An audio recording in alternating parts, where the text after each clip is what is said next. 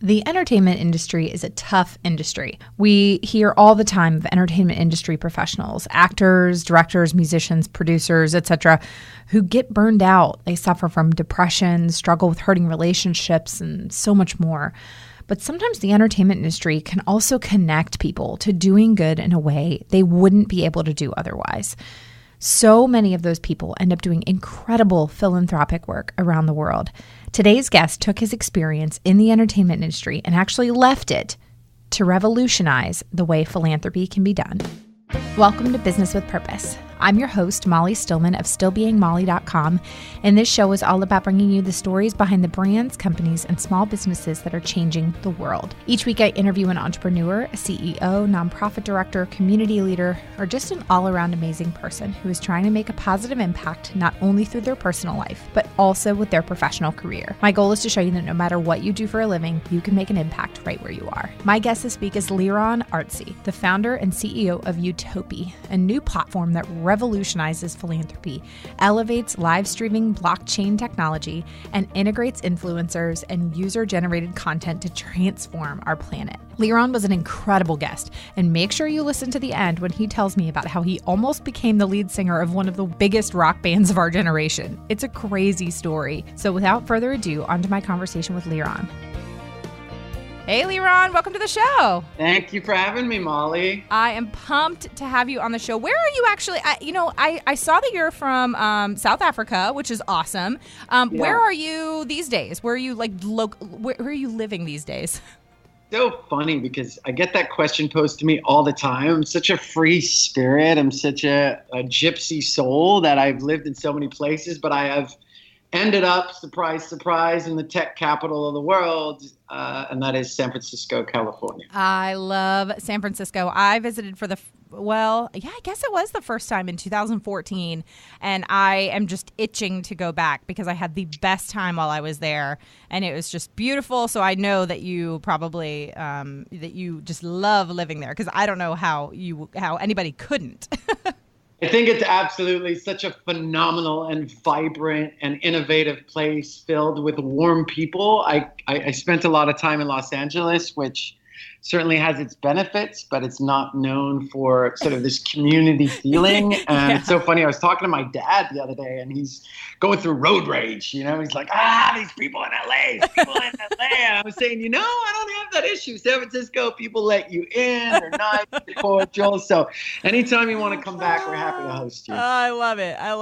I grew up I live in North Carolina now, but I grew up outside of DC. So I very much understand the road rage. It's a different kind of road rage to those that live in California, but it is a very similar level of aggression. So yeah, I agree with you. I've lived in so many different places that I sort of become this chameleon that's able to adapt to the pace of a particular city. I grew up in South Africa. I lived in Los Angeles. Then I moved to New York. And it's like, if you're not taking out your money by the time you're at the teller, look out. People are really pushing you. Exactly. The teller's pushing you out the door. The people are yelling at you. So hilarious. You just got to sort of adapt. And I think San Francisco has sort of that beautiful combination of both. You've got a really relaxed pace here within the community itself. But then when it comes to work, everybody's tech oriented and very efficient and quick to react. So it's a nice combo. That's awesome. Well, Liron, I want to kick it off by you giving us what I have all my guests do, and that's give us the Liron 101. So tell us your story. And I know you kind of gave us a snippet there with living all over from South Africa to New York to LA to San Francisco. But tell us, how you got to where you are today. I started as a kid in South Africa. My very first job, I was 13 years old, and I played David Hasselhoff as a little kid in a movie. Oh, that's awesome. And so I got the acting bug, and my father's a film producer. He moved our family out to Los Angeles when I was 14. I did a few commercials. I did a rolled gold pretzel commercial with Jason Alexander from Seinfeld, a few little things like that. And I went to, I did my undergrad at UCLA. Initially, I thought I wanted to be a theater major because I had done some musicals and had quite a good time in that department. But I met my agent at the same time at UCLA, and it's the typical Hollywood story. I was literally, while I was in school, working as a waiter at Jerry's Famous Deli, and Rick Hoffman. Actually, you never know who you're going to end up working with in Los Angeles. Rick Hoffman, who plays Lois Litt in the television series Suits, was my boss. He was my head server at the time. That's awesome. And so I met my agent just waiting tables. He said, "You should be an actor." And I said, funny enough, I did a little bit of acting. So we started sending him out on these gigs, and I booked I think it was a CBS movie of the week and an HBO little movie. And then he said, "That's it. You got to quit school and you got to do acting full time." So I was balancing at UCLA. It became really difficult to balance going to school while I was acting at the same time. Yeah. So I said, "You know what? Why not? You live once." And so I took about a year and a half off of school to act and did a bunch of things. I was in a Showtime movie, and like I said, an HBO, CBS. Did a number of things. Was up for Virtuosity, this movie with Denzel Washington. I was up for American History X with Ed Norton, and got really, really close. And I remember the day when I said that was it. I was done, Molly. It was the day that I went out for this comedy film. And they said, "Can you shave? Can you grow a beard?" And I said, "Yes." And I was skinny, as a teenager. And I remember him calling, and I knew the casting director. I'm like, "I got this. I killed it." They were laughing. I got my first big role. And I remember him calling me and said, "I'm sorry, the other guy was skinnier." And that was it for me. Oh, my goodness. And I just, done. And so I went back to school at UCLA. I got my sociology degree, and I decided I was going to go behind the camera. And I got a job actually working with my father in distribution. And so I learned to cut my teeth in film distribution, which is selling movies all around the world. And ended up doing really well. I ended up working with a company called Milestone Media Group, which was under MGM and under Warner Brothers, and launched the DVD collection there. I worked for a company called Bar Martinez, which was MGM, and I distributed pictures with the likes of Richard Gere, Michelle Pfeiffer, and Ed Burns, and Josh Jackson, Paul Rudd, all amazing human beings. Yeah. And then I got tired of the LA lifestyle. I gave it up. I moved east to New York City and started to freeze my booty off. And, yeah, it is cold. And so I was the executive producer of a television show called the Business Profile Series, which was on CNBC. And I was responsible for creating shows for Fortune 500 organizations. So I worked with CEOs of, the Getty Museum and Umbro and Nike and Fortis Investments and Ford. And what year was this that you went to New York City to work and you were working on the show on CNBC? This was in the early 2000s, and I really my life is such a long book that sometimes I forget the exact years and dates and at this point in time. But it was in the early. I'll tell you when I went to New York City. I can tell you exactly, actually, because unfortunately September 11th happened. Yeah, and I moved there the following March, I believe it was or April. Yeah. So I believe September 11th. When was that? Was it? So March, like 2012 or through 2002. Yeah. 2002. I would have moved there. Correct.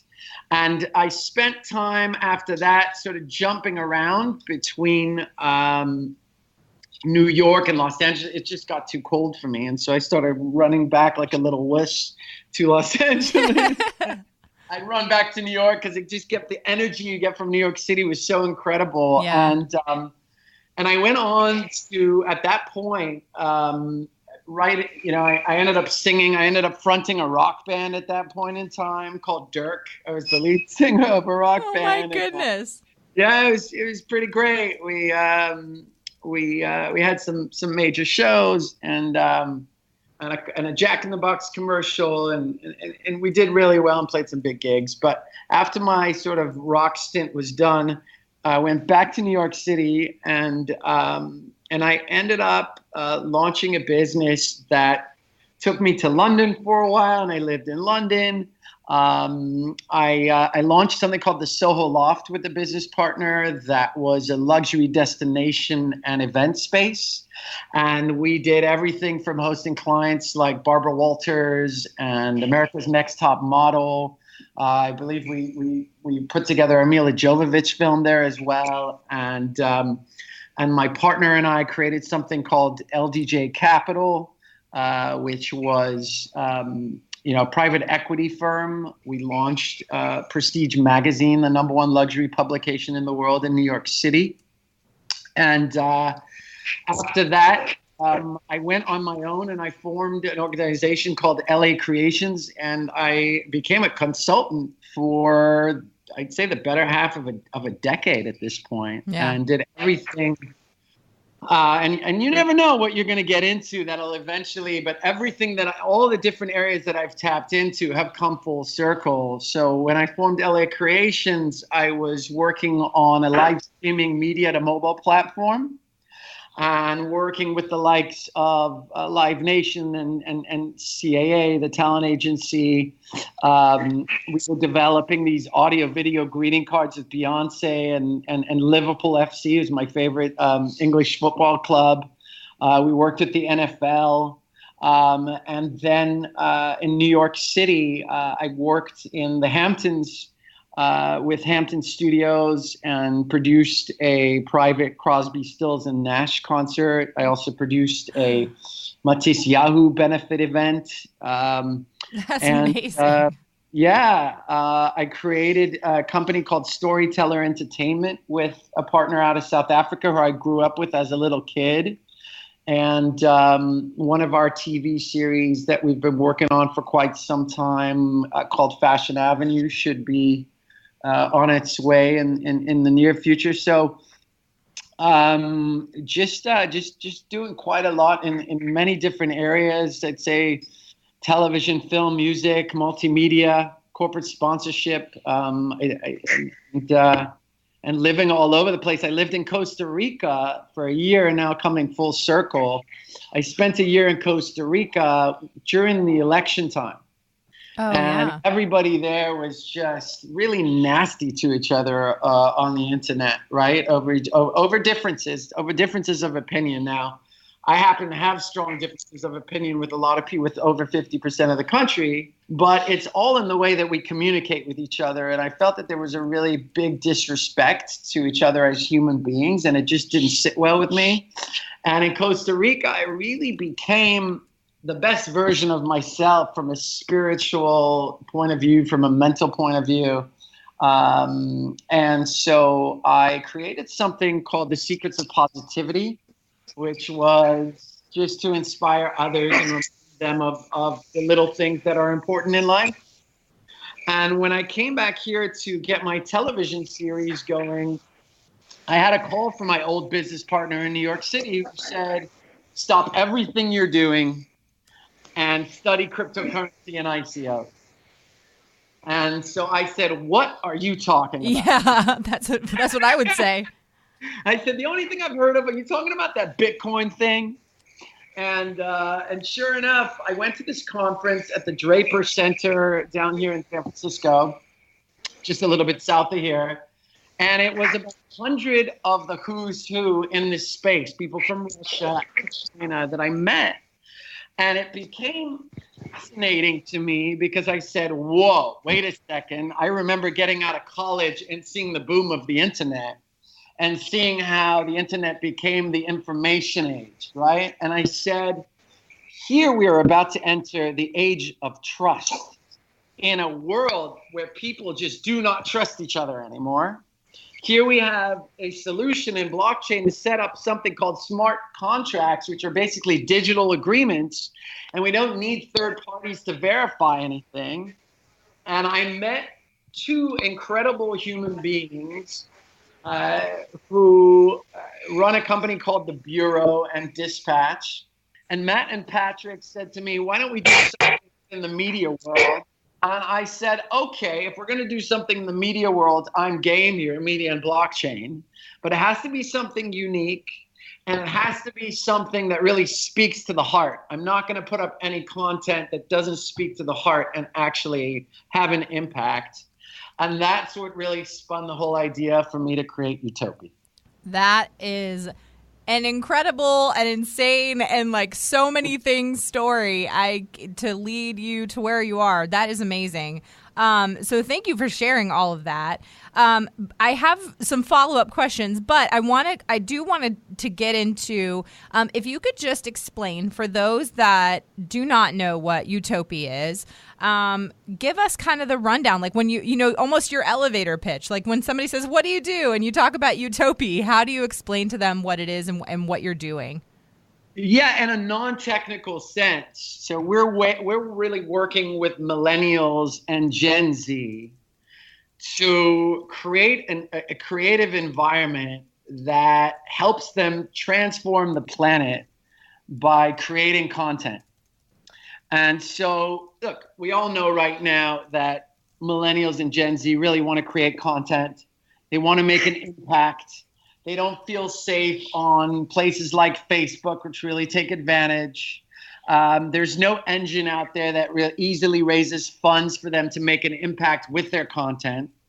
And there's also no platform out there where an influencer, an artist, a light worker, or a content creator, or the average content creator really can be rewarded for their work and make an impact at the same time. Mm-hmm. So that's where Utopi comes in, utilizing blockchain.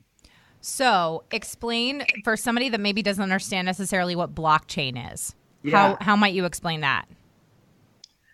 I would explain it as, because we can get into a single ledger and how that works. But I would say, as I said before, blockchain is the information, is the age of trust, right? Yeah. Blockchain utilizes something called smart contracts, as I mentioned, which are these digital contracts. So if you and I have an agreement, right, and you say, you know what, I'm going to buy X from you. Mm-hmm. Then when it comes time to buy X from you, I say, okay, what if you say, you know what, I've reneged, or I don't have the money, and oftentimes we need a third party to verify that transaction.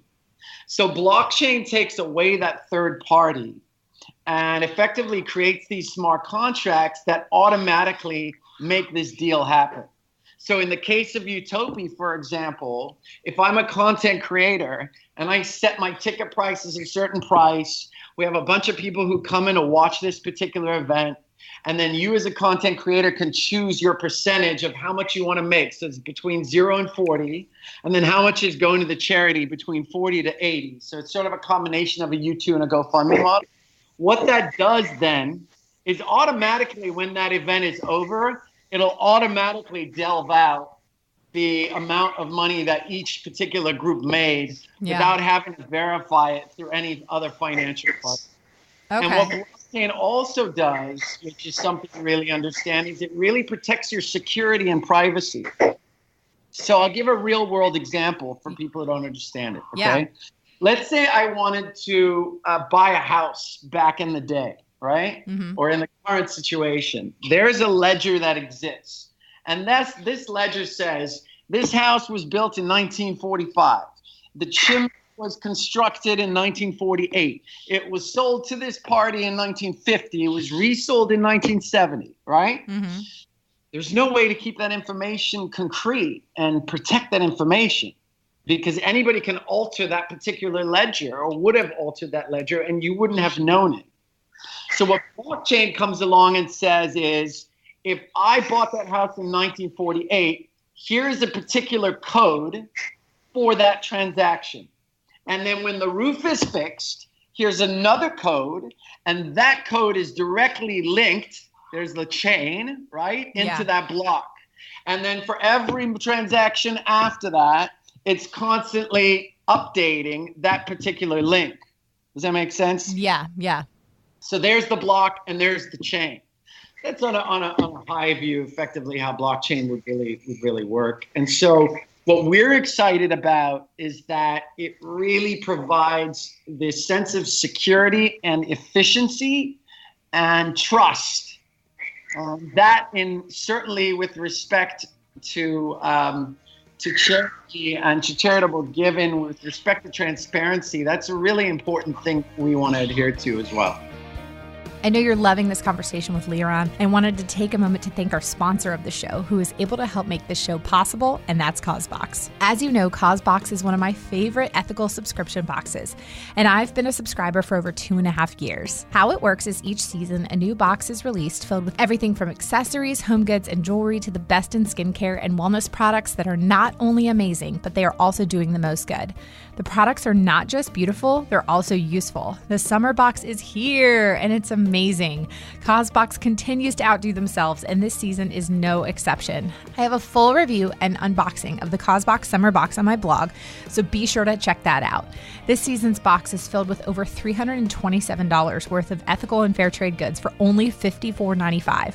Or if you use my coupon code MOLLY, that gets you $15 off. To reserve your summer CauseBox, go to stillbeingmolly.com/CauseBox and use the coupon code MOLLY for $15 off. Now, back to my conversation with Liron. So I'm curious, obviously you have just such a diverse background as far as your work in acting and in media and then the film industry and then, working in kind of the luxury space. You have sort of this very diverse background. Is there a common thread that you have seen, like as you have begun to work on Utopi, and obviously this is a big passion project for you? Is there a common thread from your experiences and your life that has really kind of been the foundation for Utopi? Have you always sort of had, almost like an empathetic spirit? Is there, a point in your life where you just realized that you were really created to leave a lasting legacy? Like what is sort of that common thread that is in the foundation of your passion for Utopi? Yeah, I'd say all of the above. I think I have a mother who worked in nonprofit for many years, and so she always taught me to treat all different types of people with respect and love, and it's always been a passion of mine to help human beings. Yeah. And I've always said that when I lie on my deathbed, I want to say that I truly made a difference. So that's number one. Yeah. Number two, my passion for creating entertainment, and not just entertainment in the sense of silly entertainment, but projects that educate and heal and motivate, right? That's always been a common theme with me. And what's fascinating in Utopia is that I wouldn't have had the wits to be able to actually create this engine without all of my experiences around the world and everything that I've done. And just case in point, I'm somebody who really believes that everything happens for a reason. Yeah. Right? Every single thing that we do, we definitely have that fork in the road and we can choose one side or the other, but it all happens for a reason. And I believe we're exactly where we're supposed to be at this point in time. And if I look back, what's really fascinating is this entire project would not have happened if I had not been born in South Africa. And I'll just give you a brief breakdown of this. I was traveling between, I believe it was Taiwan and Hong Kong at some point in Asia many years ago when I was doing film distribution. And I found the only English language book on the shelf. And it was this beautiful story about a little boy dying of AIDS in South Africa called Nkosi. And I took so much heart to it. I started crying and I said, I absolutely have to make this movie. Yeah. And so I called the producer up and I said, you have to give me the rights. And she said, I'm sorry, I just gave it to other producers. And I tracked this thing for 2 years. And finally, I went back and I called my old childhood friend who I grew up with in South Africa, who had gotten in the movie business, but I had no idea. And I said, Dylan, you have to go. I don't care how far you have to travel. Go to this woman's farm and get us the rights to make this movie. I'm so passionate about it. Yeah. And literally, he got the rights within 2 days because they had just become available.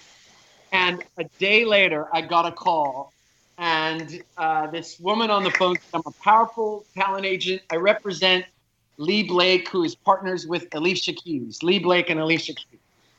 And they have a foundation called Keep a Child Alive, and they want to make this movie. So Lee Blake and I went all over the place trying to get this film made, and it didn't happen. But here, years later, Lee Blake is now one of our chief advisors at Utopi and helping to put together these benefit concerts. We're able, for example, to put together a benefit concert in a really short amount of time with our live streaming platform, and we're going to tackle disaster relief.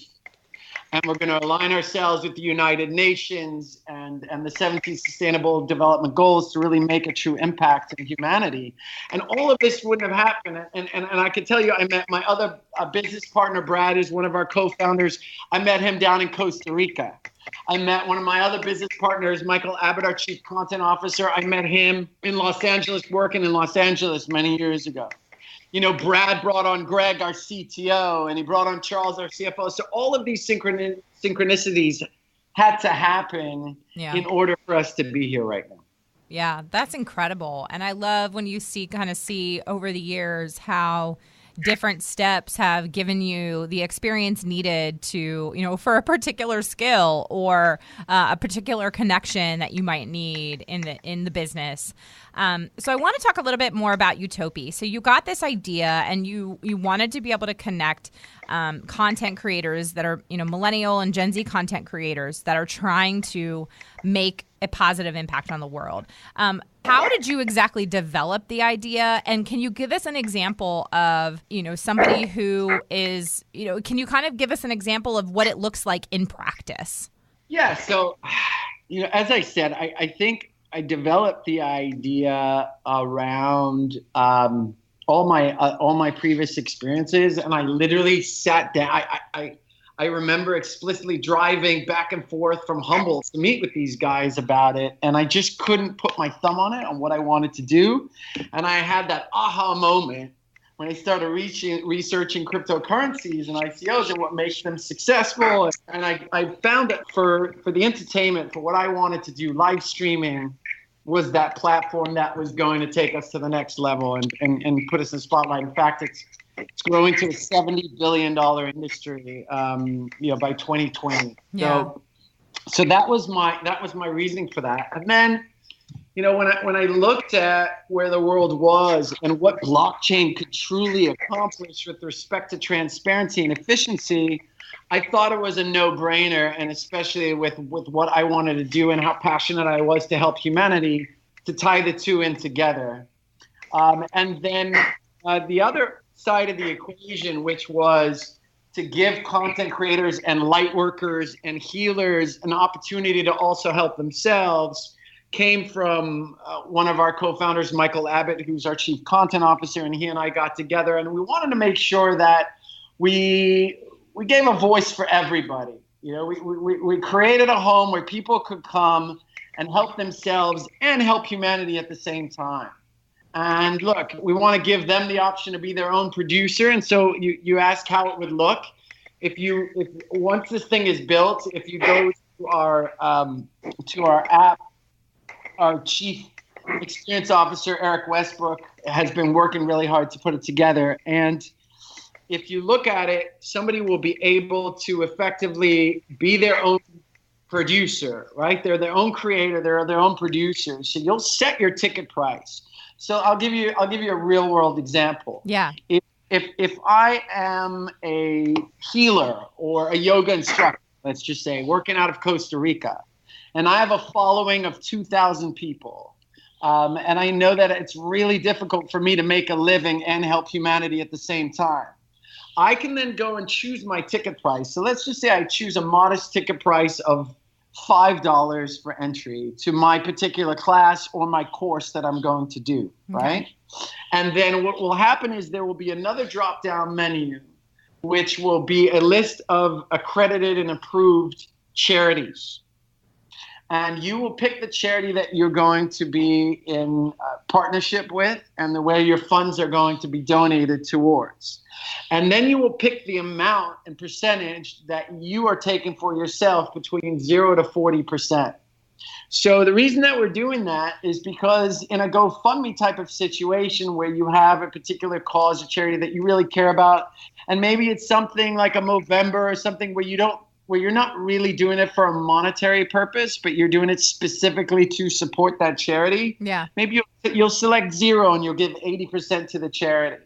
Or maybe if it's more of like a course that you're offering or something where you're really trying to make a living at the same time, you'll select 40%, but 40% of that you're going to match with the charity of your choice. So you're helping yourself and you're helping others at the same time. So that's on the one side. We're also going to do celebrity-driven events, which we produce, where 80%, all of the donations are going to go towards the charity that the celebrity partnership with. And then the final thing we're going to do benefit concerts where 100% of proceeds are going to go to that particular disaster relief effort. That's incredible. So I was just going to say, like, this almost seems like a big part of the vision is, you know, kind of like, I mean, obviously we don't like, you know, natural disasters or things like that. But after, you know, natural disasters or just, you know, human-made disasters, things like that. I mean, you always kind of see these benefit concerts come together. Like, you know, I remember after the earthquake in Haiti, I believe it was Bono had put together like a whole like series and an album and all this kind of stuff with all the benefits going to Haiti earthquake relief and things like that. So I almost feel like it's sort of the next step in the next generation of those types of things.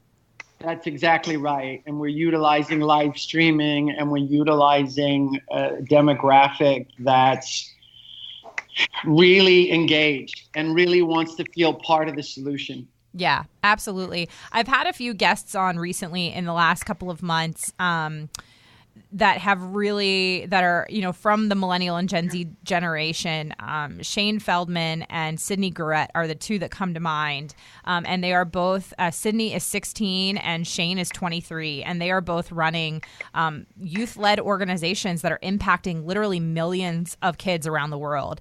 And just talking to them in the last couple of months, it's, you know, I'm a mom, I'm a parent, and, you know, I think about what is the kind of world that my kids are growing up in. And when I see kids like Shane and Sidney that are spending their time, I mean, working their butts off for the sake of creating a positive impact, like, I'm so inspired. And so I think it's so cool to see, you know, somebody like you who's coming along and creating a media platform for kids like Sidney and Shane and, you know, the millions of other kids just like them that have, you know, these ideas, have this content, have these passions to leave an impact, but they don't necessarily have the outlet to do it. I love that you're kind of being that middle person. You're the connector for them. Thank you. That's all we want to do. We just want to facilitate a platform that, you know, people can really make a difference. Yes. And you said it right. And we've got all sorts of goodies to entice people. And we've got something called the Golden Utopi, where there's a lottery system and you can actually win a trip to go and hang with the celebrity. We'll have a gamification part that really speaks to the Gen Z audience, where they can earn points and rewards and all sorts of benefits. So we're not trying to change the system so much and change the process as much as we are, just as you said, facilitating a platform where they can put all of good views in motion. Yeah. So, Liron, what is on the horizon for you and Utopi, and how can people get connected with you? Yeah, we are currently in full build mode, and we anticipate in the next several months to roll out with our platform. And at that point, anybody can start to utilize our system. So we're excited about that.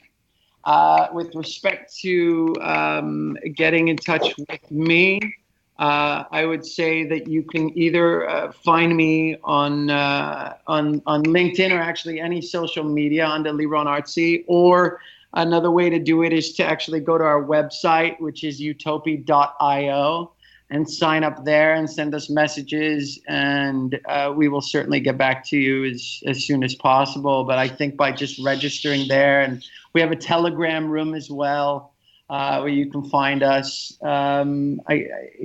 Tons of social media sites. I think there are definitely ways to get more information and to stay in touch with me personally. Perfect. That's awesome. Well, Liron, this has been awesome, but this is also the part of the show where we transition to get to know you a little bit better and just ask you some fun get-to-know-you questions. So are you game for that? You mean my 20-minute intro didn't do the trick? Well, that too. But these are just kind of like, a little offbeat, if you will. Bring it up. Absolutely. Awesome. Cool. All right. So the first question is, and this is one that I always like to answer, so that's why I wanted to ask it, is what is your go-to karaoke song? You picked somebody who absolutely lives for karaoke. Yes. I'm going to give a plug to the app Sing by Smule, because I have been a member for about 4 years now. I think I've recorded like 8,000 songs in 4 years. Yes, I have that app too. Oh, we got to sing together. I look forward to it. Oh my gosh, that's awesome. Yeah, and so I love Elton John. Elton John, Your Song always used to be a go-to for me. I love singing a little Sting as well. But I'll sing anything. I love it. Do you want to know what my song is? Of course I do. Killing Me Softly by the Fugees. I love that song. Amazing. So, funny story. When I was in college, I have a background in sketch and improv comedy. And when I was in college, I was taking some comedy classes in New York City. And some friends and I from the comedy school, we decided to go out to a karaoke bar one night. Well, we ended up, we did not know that it was actually a drag queen karaoke bar. And so I go into this drag queen karaoke bar, and I'm like, freshly 21 years old in this drag queen karaoke bar singing Killing Me Softly to a bunch of drag queens. It was a fun evening. They were a great audience. They were incredibly encouraging. So. I bet.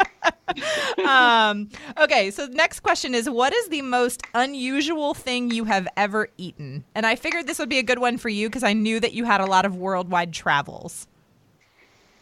What is the most unusual? I would say kava. Have you ever heard of kava?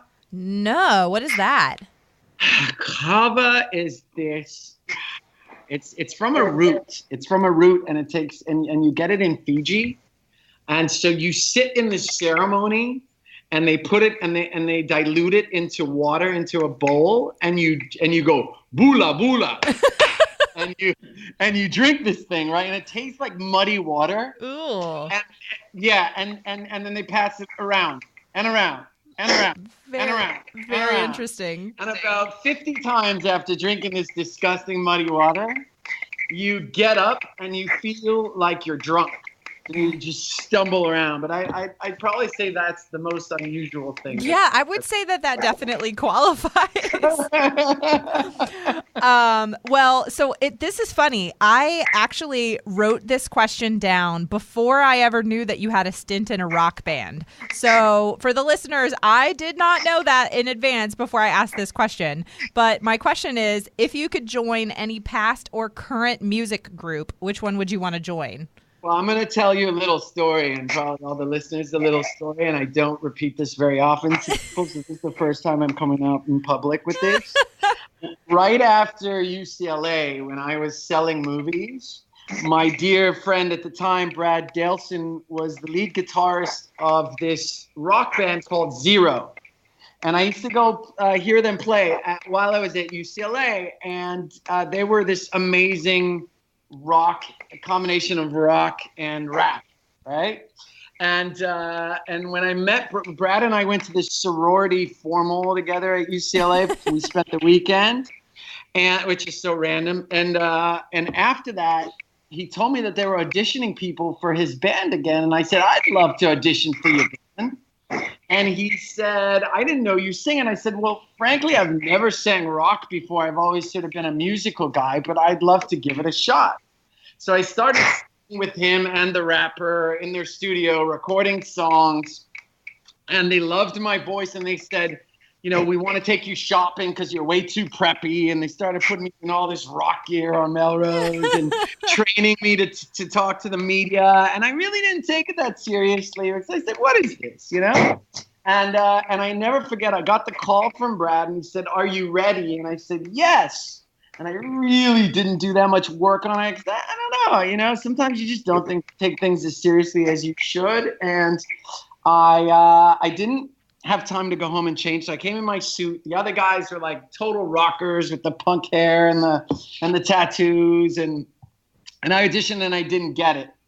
And they were called Zero. And about 3 months later, I went into what was called the Warehouse at the time. It was this huge music store. And I saw their poster on the wall. And they became a band called Linkin Park. Oh my goodness. No way. Yeah. And I saw Brad, the guitarist. I saw him at the gym. We worked out at the same gym. And he said, I'm so sorry. Love your voice. You have to go and audition for another band. You have to keep singing. And so that's when I found this band called Dirk, which was named after Dirk Diggler in Boogie Nights. And I said, all right, let's give it another shot. And from day one, it was just, we really clicked. And I had a really good time playing Mini Rockstar for a minute with them. That's hilarious. Well, that is, I think, probably that can't top any other story that you were basically almost in Linkin Park. But think about how different your life would be had you made it into Linkin Park. You know what? I'm really blessed with where I am right now and grateful that I have the opportunity to really help humanity. So whatever was meant to be was meant to be. Yeah, for sure. Well, Liron, this is awesome. I had just a great time chatting with you. And I will be sure to, for the listeners, I'll have all of Utopi and Liron's information in the show notes. And I just continue to, I'm going to be cheering you on, and I can't wait to see all the other awesome things that you do. I thank you so much. This has been such an absolute pleasure. Liron was so much fun to talk to. I learned so much, and I loved his energy and passion and hilarious stories. As always, I'll have Liron's info in the show notes. Another huge thank you to this week's podcast sponsor, Causebox. Visit stillbeingmolly.com/Causebox and use the coupon code MOLLY for $15 off. Thank you so much for listening to this week's episode. If you're a first-time listener of the show, welcome, friend. Be sure to visit the archives for past shows featuring amazing entrepreneurs and business owners who are changing the world with their businesses. And if you're a regular listener of the show, thank you so much for tuning in and week out, and thank you for your support. Be sure to head on over to iTunes, Spotify, Google Play, Radio Public, or whichever podcasting app you like best, and make sure you're subscribed to the show. Clicking that subscribe button helps to make sure you never miss a new episode of the podcast. And while you're there, would you mind taking a moment to leave a review of the show? Leaving a review of the show helps me to know what you're liking and how the show is personally impacting you. And if you share the show on social media, be sure to use the hashtag BusinessWithPurposePodcast or tag me at StillBeingMolly on Twitter, Instagram, or Facebook. This show is edited by my amazing husband and executive producer, John Stillman, and the music is by Mark Killian of Third Wheel Media. Thank you so much for listening, and go do something good with purpose on purpose.